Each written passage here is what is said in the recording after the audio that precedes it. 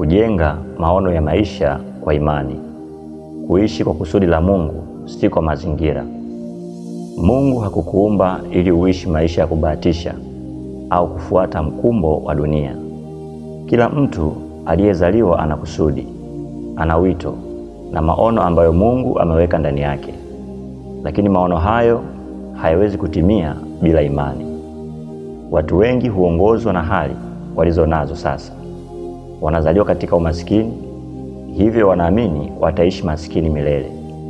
Wanakutana na kushindwa, hivyo wanaamini hawawezi kufanikiwa. Wanaona milango imefungwa, hivyo wanaacha kuona maono. Lakini watu wa imani hawaishi kwa yale wanayoyaona leo.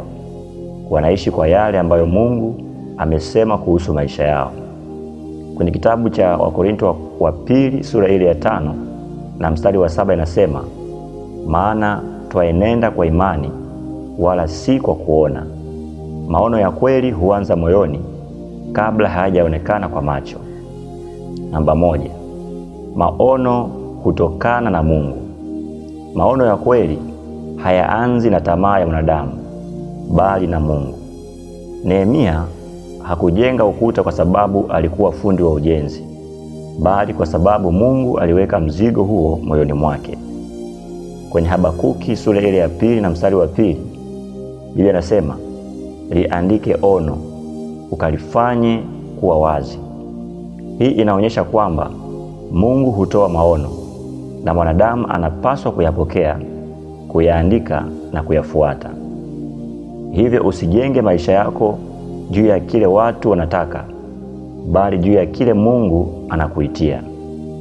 Namba 2, imani huona kabla ya macho kuona. Imani ina uwezo wa kuona kesho kabla haijafika. Ibrahim aliitwa baba mataifa mengi wakati hakuwa hata na mtoto mmoja. Mungu hakumwangalia kwa hali yake ya sasa, bali kwa kusudi lake la baadaye. Kitabu cha Warumi sura ile ya 4 mstari wa 17 inasema, aitaye yasiyokuwako kana kwamba yamekuwako. Imani huona mti ndani ya mbegu.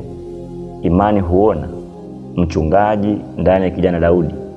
Imani huona mtume ndani ya Sauli. Imani huona mfalme ndani ya mchungaji wa kondoo. Hivyo usijitazame kwa ulivyo leo, jitazame kwa jinsi Mungu anavyokuona. Namba 3, maono yanahitaji uvumilivu. Mungu anapotoa maono, mara nyingi matokeo yake hayaji mara moja. Habakuki anaandika kwenye ile sura ya 2 mstari wa 3, maono bado ni ya wakati ulioamriwa, yakikawia yangojee.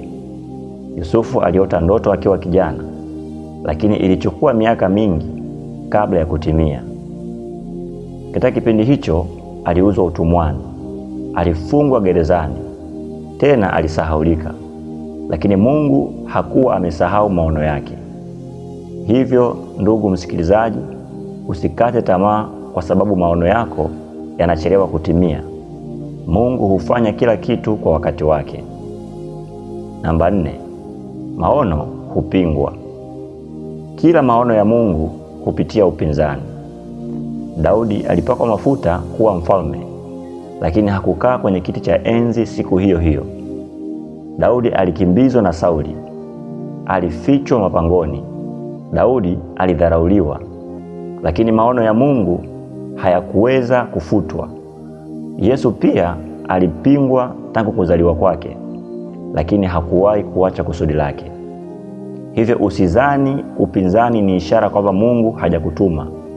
Mara nyingi upinzani huonyesha kwamba unatembea katika kusudi la Mungu.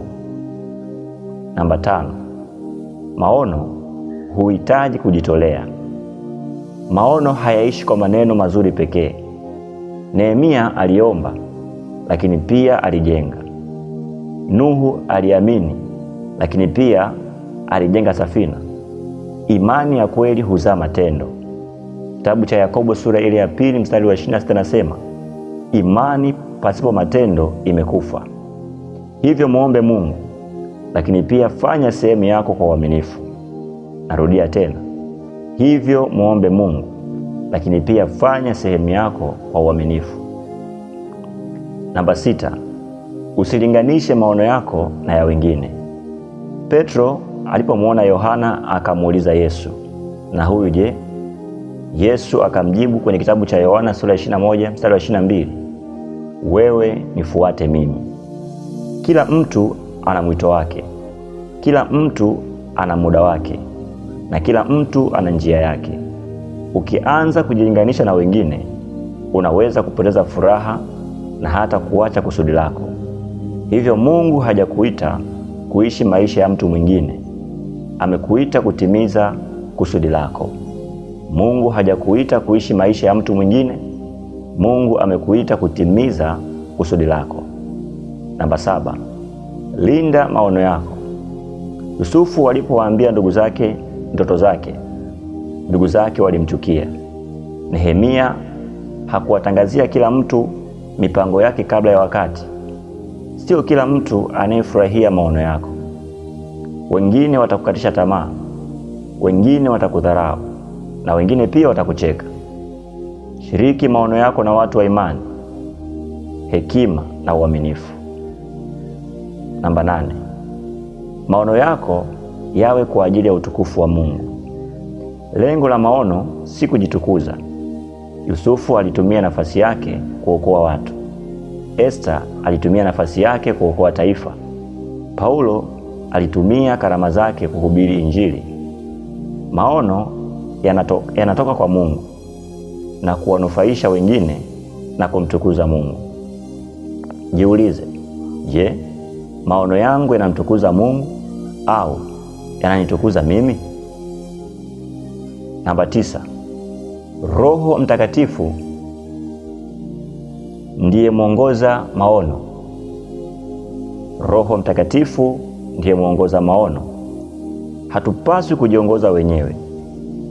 Biblia inasema kwenye kitabu cha Warumi sura ya 8 mstari wa 14, wote wanaoongozwa na Roho wa Mungu, hao ndio wana wa Mungu. Roho Mtakatifu hutoa mwelekeo. Roho Mtakatifu hufungua milango. Roho Mtakatifu hutoa hekima. Roho Mtakatifu hutoa nguvu za kuendelea. Hivyo usifanye maamuzi makubwa bila kumshirikisha Mungu katika maombi. Namba 10, maono hutimia kwa imani. Waebrania sura ya 11 imejaa watu ambao walitimiza makusudi yao kwa imani. Nuhu alijenga safina kwa imani. Ibrahim aliondoka kwa imani. Musa alikataa anasa za Misri kwa imani. Rahabu aliokolewa kwa imani. Wote walikuwa na jambo moja linalowafananisha: walimwamini Mungu kuliko walivyoamini mazingira yao. Haleluya, glory to Jesus. Jinsi ya kujenga maono ya maisha kwa imani. Tuangalie jinsi ya kujenga maono ya maisha kwa imani. Namba 1, anza kwa kumtafuta Mungu katika maombi. Namba 2, soma neno la Mungu kila siku. Namba 3, tambua kusudi ambalo Mungu ameweka ndani yako. Namba 4, andika maono yako kwa uwazi. Namba 5, weka malengo yanayolingana na maono hayo. Namba 6, chukua hatua ndogo za uaminifu kila siku. Namba 7, kubali kusubiri wakati wa Mungu. Namba 8, jifunze kutokana na changamoto bila kukata tamaa. Namba 9, zungukwa na watu wanaojenga imani yako. Namba 10 na ya mwisho, mpe Mungu utukufu katika kila hatua. Mungu hajakuumba ili uishi bila kusudi. Ameweka maono ndani yako ambayo yanaweza kubadilisha maisha yako na kuwabariki wengine. Lakini maono hayo hayatatimia kwa hofu, mashaka au kukata tamaa. Maono hayo yatatimia kwa imani, utii, uvumilivu, maombi, kazi kwa bidii na kumtegemea Roho Mtakatifu. Hivyo usikubali mazingira ya sasa ya kufanya usahau kile Mungu amesema kuhusu maisha yako. Kitabu cha Wafilipi sura ya 3 mstari wa 13 hadi wa 14 nasema, na yasahau yaliyo nyuma, nikiakazia mwendo kufikia yaliyo mbele. Na tena kitabu cha Wakorinto wa pili sura ya 5 mstari wa 7 nasema, kwa maana twaenenda kwa imani wala si kwa kuona. Kwa hiyo ijenge imani yako, yalinde maono yako, mtii Mungu na usikate tamaa.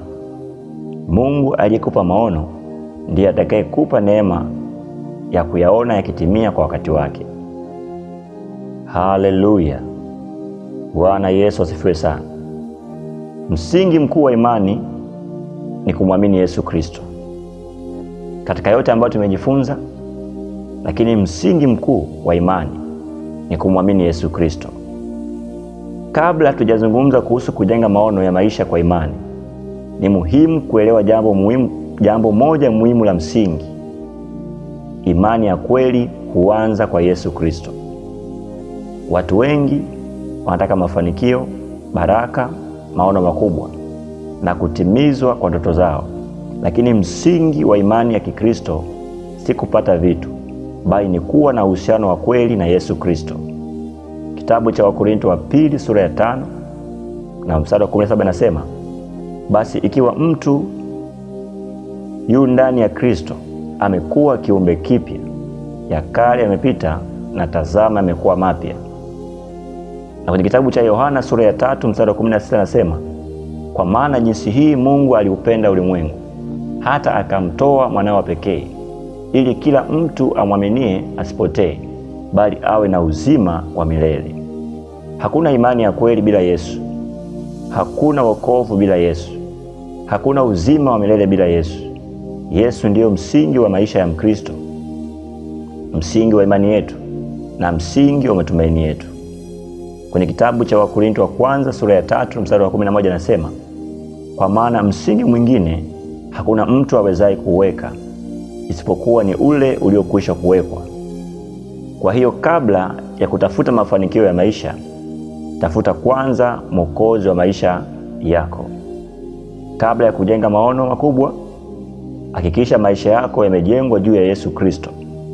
Ukimwamini Yesu na kutembea pamoja naye, atakuongoza katika kusudi lake na kukupa nguvu ya kutimiza maono aliyoweka ndani yako.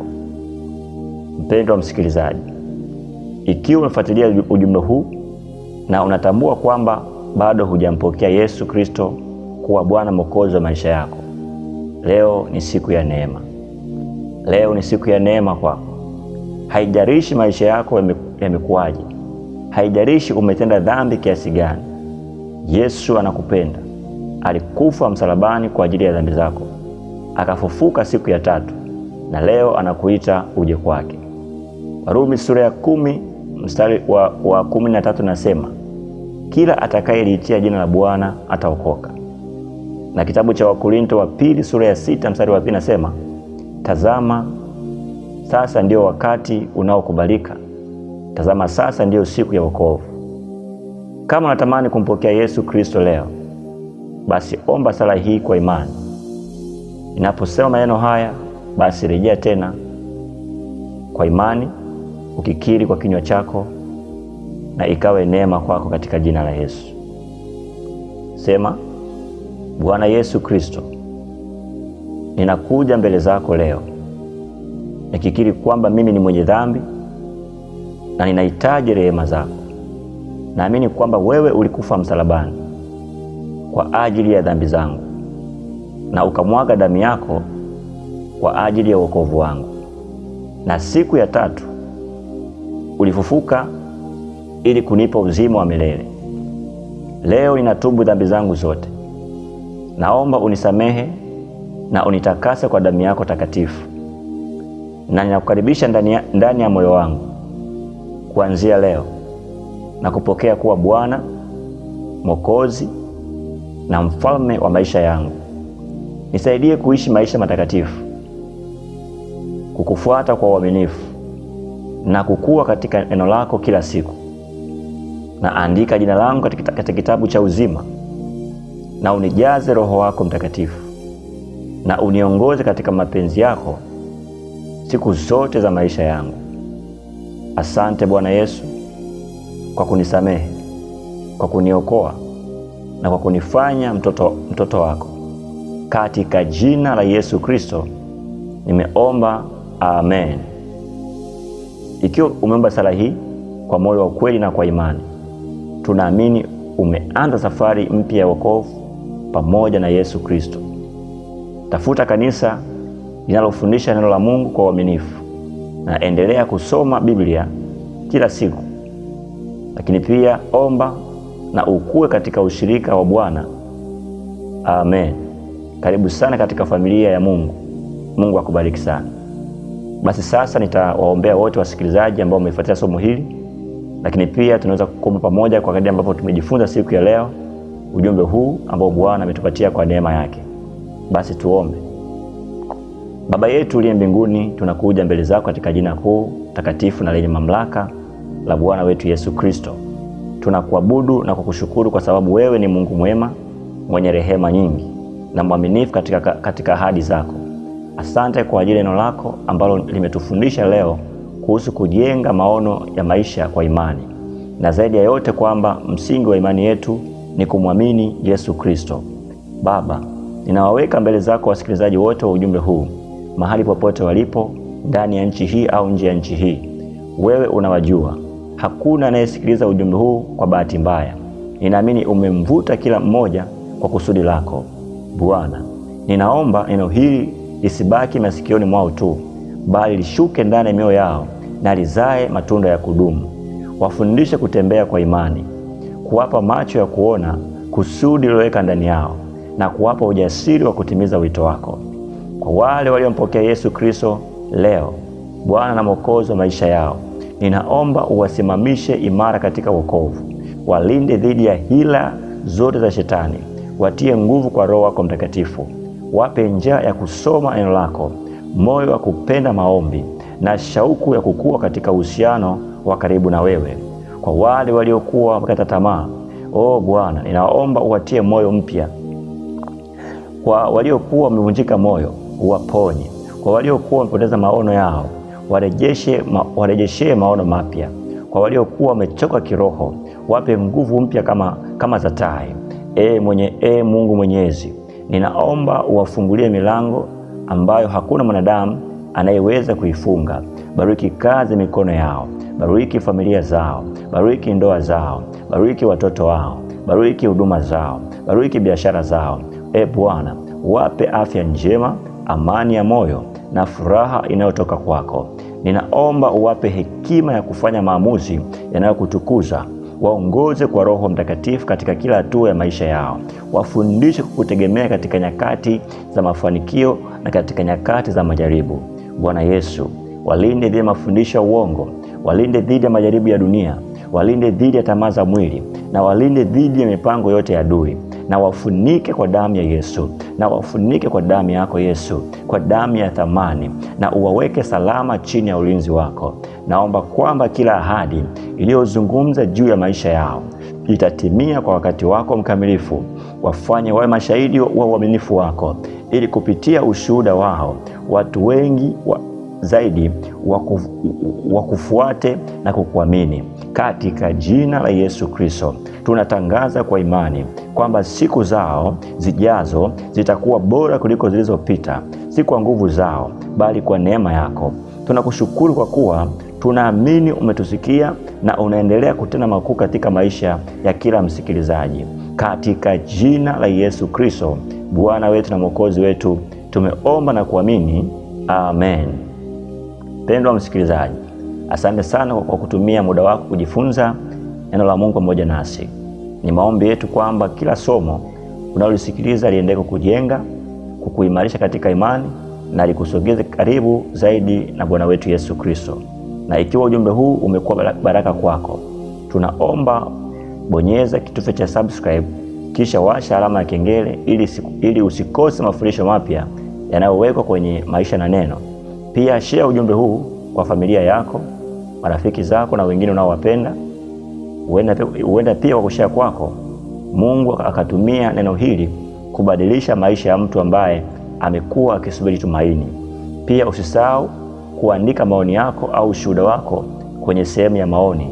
Tutafurahi kusikia jinsi Mungu anavyotenda katika maisha yako. Haleluya!